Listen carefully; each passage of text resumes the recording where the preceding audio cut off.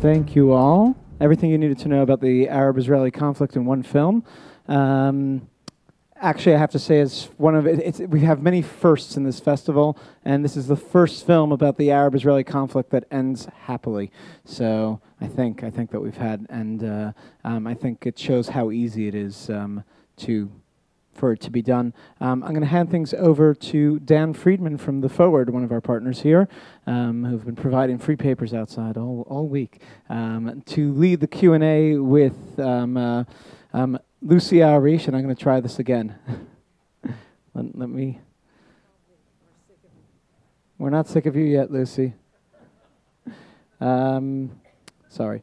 Please welcome Lucy Arish and Lena Slachmolder, wow, from Search for Common Ground, who produced this film.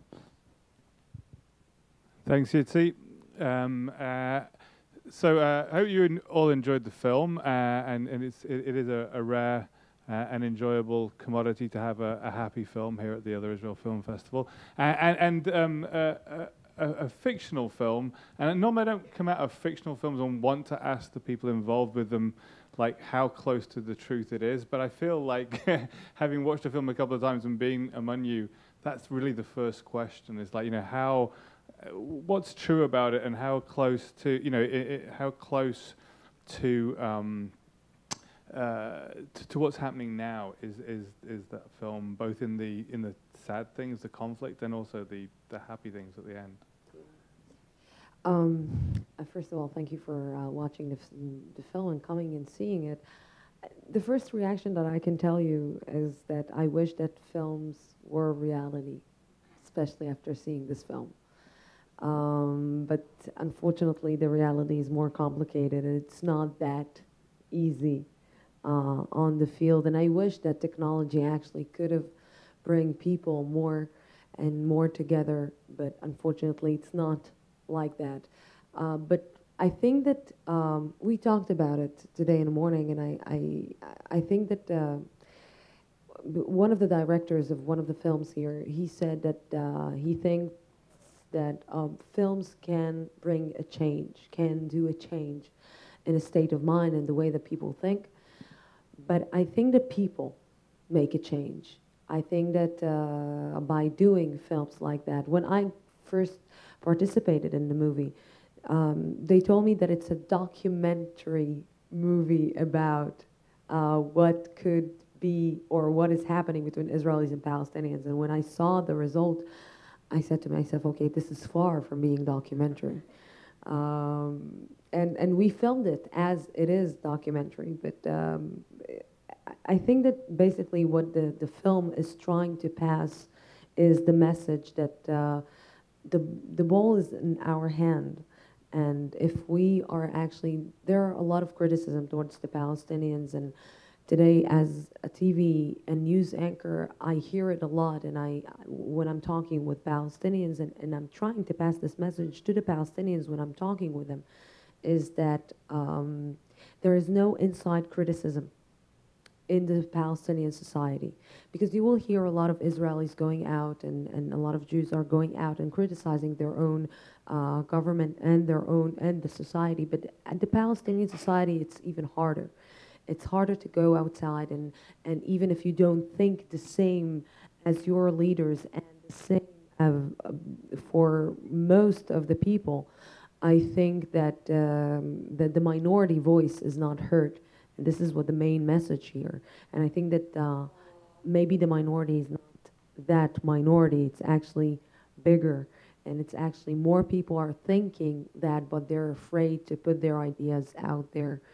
And I think in our job as actors, as directors, as journalists, as people who practice art, I think our job is to put the message out there and to criticize our own societies and to start a change from within in order to get to an understanding with the other side and the other, like, people who are basically living under the same sun. Great. I want to just build on what she was saying, in the sense that wherever we work in about 35 countries around the world, and we use drama in almost all of those countries.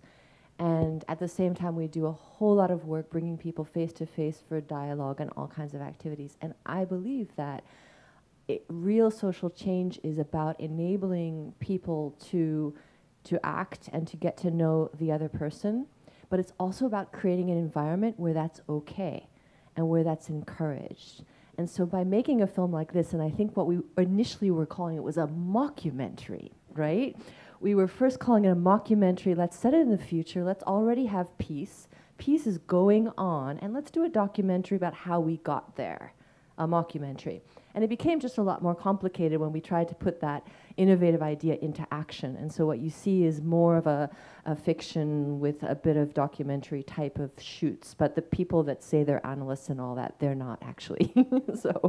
But I think that was really the intention with the film, was to say, how can we use a film like this to enable people to take their vision one step further and feel okay about taking steps as an individual towards that vision. That's great. And how far? I mean, this film was also an Israeli-Palestinian collaboration, right? I mean, so the film itself is doing what Nizar and Shaul were doing, and how far was that just a comfortable thing, and how far was that with the friction on either side? How far was life and fiction similar in the making of the film? Well, our team in Jerusalem, it's co-directed by an Israeli and a Palestinian, two incredibly dynamic and committed women. And everything that we try to do in that part of the world is joint. And so this was absolutely important for us to have this joint collaboration. And the producer and the director did know each other before, if I understand correctly. No, they didn't. I think that it's really reality, because Palestinians and Israelis are living together at the end of the day at the same land. Palestinians and Israelis are basically cooperating with in businesses. You'll hear about a lot of Palestinians building settlements in the Judea, Samaria, or the West Bank, as each part is calling it. This happens actually every day. Yesterday we had this conversation. We are living all of us at this land. We're breathing the same air. We're working at the same places. Israeli Arabs, Palestinians who live in the West Bank. I think that at the end of the day, it's already happening. It is happening. This is Israelis work with Palestinians every day, every single day. It's just, I think that politics sometimes is bigger, and politicians maybe, unfortunately, are making our lives more complicated than it is. And yes, there is a lot. I'm not naive in the past and terror attacks and Israelis getting into Gaza and the occupation. It's something that, of course, needs to end, and both sides need to start understanding that this violence, this non-stopping violence, cannot continue, because you cannot solve anything. And just, I think that in a way, this film actually tried to show the other side when you stop listening to our leaders, because sometimes we think that our leaders are the smartest, and they know what's best for us. And I don't know that anyone thinks that their leaders are the smartest. It's like sometimes in Israel, sometimes we're saying like there is a lot of criticism about the last elections in Israel, and people are saying a lot of people you will hear, how come they chose Benjamin Netanyahu again? How come they did that? And I think at the end of the day, this is democracy. We are choosing our leaders because we think that they know more or best for us. And sometimes I think that maybe we are doing the mistake because we don't know what is best for us. And sometimes we need to start acting in order to actually make our lives better. Yeah, I think. I think that what was important was, you know, the Nizar and Shaul, in the end, they just went and did it, and what the reasons were to start with, whether it was business or whether it was a desire to get, you know, electricity to the different villages.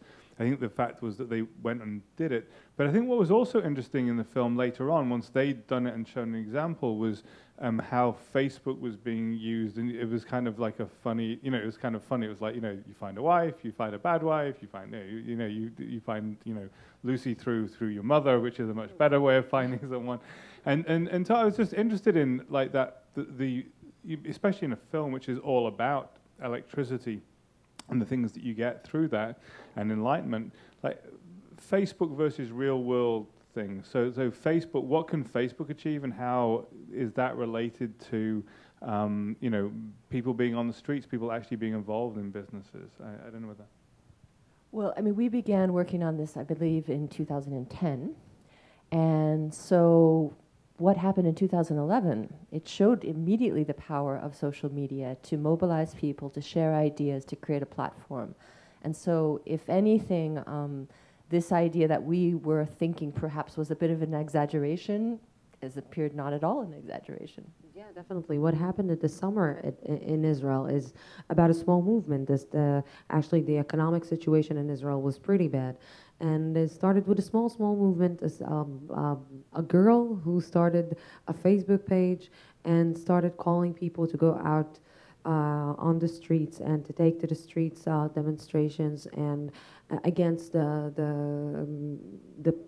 cottage cheese and buildings. Exactly, and about it's very expensive to live in Israel. It's almost as expensive as New York and any other big cities in the world. And with this small page, Facebook page, 300,000 people went out in the streets in Israel and demonstrated against the economic situation in Israel. So if 300,000 people can go outside and demonstrate against about the economic situation in Israel, we saw that at 94 when Rabin was assassinated, the night that Rabin was assassinated, when people actually went out and did this big demonstration for peace.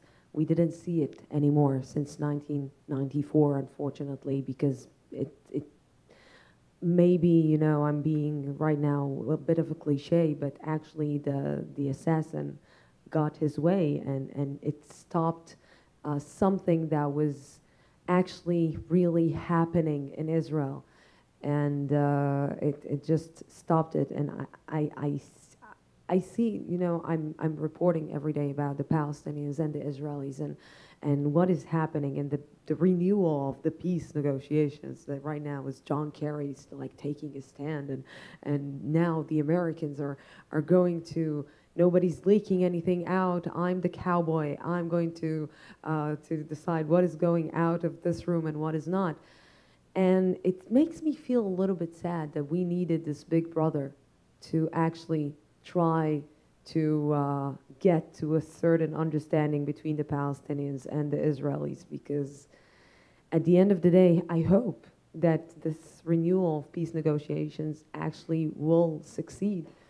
But I don't want to be naive and I don't want to be pessimistic. I want to be optimistic, because every day I hear pessimistic people. They're always saying that there is no chance that this will happen, and there is no chance that there's no trust. Always there is talk. The film is talking about you cannot trust the Israelis, you cannot trust the Palestinians. And I think that this is one of the basic things. It's the lack of trust that there is between these two societies, that people just stop believing in themselves, they stop believing in the other side, and basically they stop believing in peace.